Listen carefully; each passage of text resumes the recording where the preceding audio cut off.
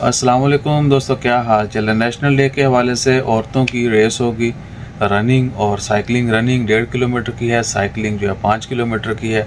और कल जुमा 19 नवंबर को होगी 3:30 बजे से लेकर 5:30 बजे तक। और एक रोड जो है वो भी एक नहीं ज़्यादा रोड बंद रहेंगी। एरिया जो वो बताते हैं फ़िलिपीन एम्बेसी यहाँ से लेके रॉयल ओपरा हाउस तक जो रोड है, शाहराह दाखिली शायद इसको बोलते हैं। फ़िलिपीन एम्बेसी से रॉयल ओपरा हाउस की तरफ जो रोड जाती है ये सारी बंद रहेगी 3:30 बजे से लेके 5:30 बजे तक। यानी जुमा 19 नवंबर को दोपहर 3:30 से शाम 5:30 बजे तक 2 घंटे के लिए रोड बंद रहेगी। और साइकिलिंग और रनिंग के बाद जैसे ही सारे पार्टिसिपेंट गुजर जाएंगे ट्रैक से, उसके बाद रोड ओपन कर दी जाएगी। तो इस दौरान जो है एक ये भी कि कुरम बीच की तरफ जो है वो भी रोड बंद रहेगी, वाटर फ्रंट और ये एरिया।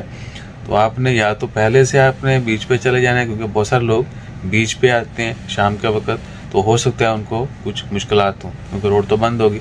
तो 5:30 बजे वैसे शाम हो जाती है। बेहतर होगा कि या तो एडवांस में आ जाएं या फिर कहीं मिनी पार्किंग करके थोड़ा वॉक कर लें। जिस तरह सरूज प्लाजा के साथ जो है बहुत बड़ी पार्किंग है, you can park here and you can reach water front. तो अपना ख्याल रखिए, अगर टाइम मिला तो कल शेयर भी करेंगे आपके साथ मेमोरीज। दुआओं में याद रखिए।